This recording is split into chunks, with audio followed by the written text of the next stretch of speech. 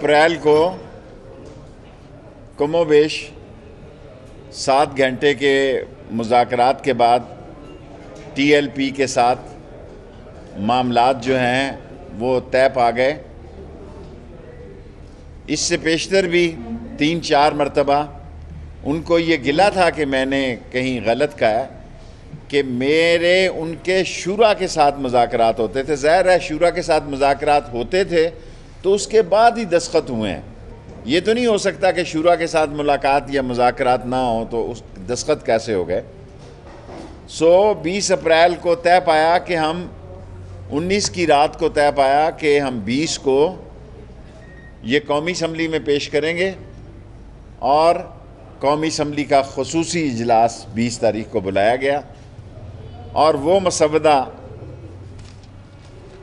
अगर आप चाहें तो उसकी कापी आपको इसके बाद हम दे सकते हैं। मैंने जेब में रखा था आपको पढ़ के सुनाने के लिए, कि जिसमें फ़्रांस के सफ़ीर को मुल्क से निकालने के बहस का भी वो शामिल थी कि उस पर बहस की जाएगी। और नामूसे रसालत के लिए जो इमरान खान ने यूनाइटेड नेशन में OIC में और सारे सरबराह को ख़त लिखे, 22 करोड़ मुसलमानों में कोई भी शख्स ऐसा नहीं है जो लब्बैक या रसूलल्लाह का नारा नहीं लगा सकता या ना लगाता हो। ये 22 करोड़ लोगों का नारा है। लेकिन ये मतलब नहीं है कि ये समझा जाए कि इस्लामाबाद में कोई और बैठे हैं, लाहौर में कोई और बैठे हैं। ये हमारे दीन का नारा है, कोई सियासी एजेंडे का नारा नहीं है। इस्लाम का नारा है, इस्लामाबाद का नारा नहीं है। और उनके साथ जो मामलात हमारे तय हुए उसमें ये भी तय पाया कि हम उनके MPO के तहत जो गिरफ़्तार लोग हैं उनको भी रहा करेंगे।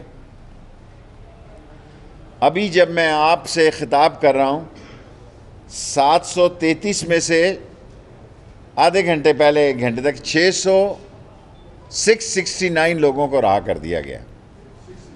669 लोगों को, ये ज़्यादातर साउथ पंजाब फैसलाबाद डिवीज़न।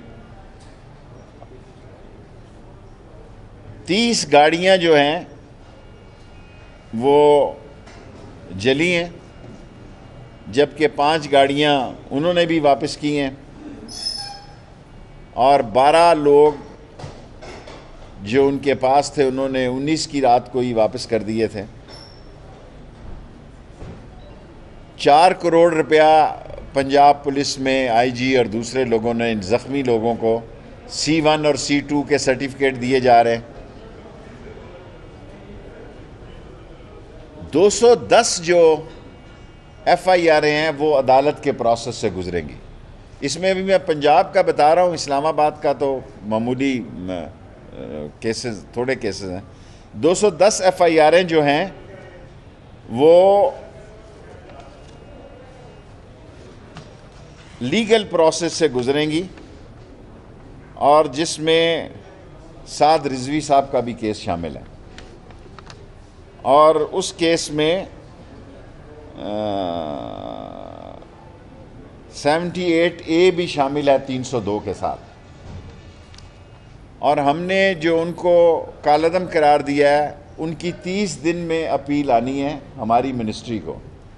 ये हमने गालिबन 12 तारीख को उनको ये करार दिया और 30 दिन के अंदर उन्होंने इसका जवाब दाखिल करना है और उसमें इनको अपीयरेंस भी दे सकते हैं अगर ये देना चाहें खुद भी या अपने वकला के ज़रिए। 30 डेज़ के अंदर इन्होंने जवाब देना है।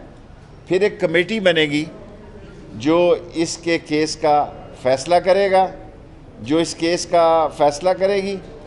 और सबसे अहम बात जो मैं आपसे करना चाहता हूँ कि प्राइम मिनिस्टर ख़ुद मगरबी ममालिक को नामूसे रसालत के सिलसिले में एतमाद में लेने, मगरबी ममालिक के हुक्मरानों को एतमाद में लेने जा रहे हैं।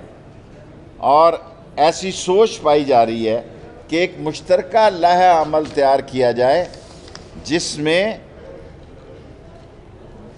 कि नामूसे रसालत की अरबहा मुसलमानों के अंदर उनके मज़हब में जो अहमियत है वो सारी दुनिया को, अवाम को, सारी दुनिया के हुक्मरानों को इमरान खान जो है वो उससे आगाह करने जा रहे हैं। एंटी टेररिज्म एक्ट 1997 के 11C के तहत उनको हक हासिल है, 11B के तहत वो बैन हुए हैं। आज रियासत जो है पूरी तरह अल्हम्दुलिल्लाह अपने आब तायब पे कायम है, किसी के दबाव में नहीं है, उसकी रिट कायम है। जो शख्स भी रियासत के साथ कानून को हाथ में लेगा, कानून उसको हाथ में लेगा।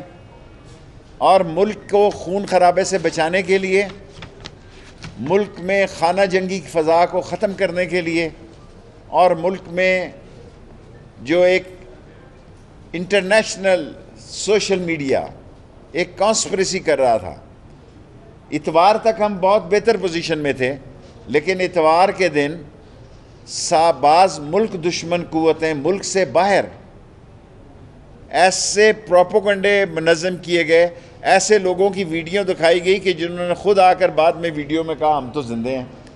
ऐसे लोगों को दिखाया गया जो घरों में ज़िंदा थे लेकिन उन्हें मुर्दा दिखाया गया। लेकिन ये सारी बातें खुश असलूबी से इसलिए तय हो गई कि नुकसान में 600-700 पाकिस्तान की तारीख़ में पहली मरतबा पुलिस वाले भी ज़ख्मी हुए, उनके लोग भी जहाँ बाक हुए, TLP के भी। लेकिन मुल्क की खातिर, इस्लाम की खातिर, नामूस रिसालत की खातिर हम दोबारा बैठे। हालांकि हमारी सारी कोशिशें पहले नाकाम हो चुकी थी, और मैं ये कहूँगा कि TLP ने भी खुशगवार माहौल में इस काम को पाया तकमील तक पहुँचाया। और जो करारदाद पेश की गई है उसमें ये शामिल किया गया है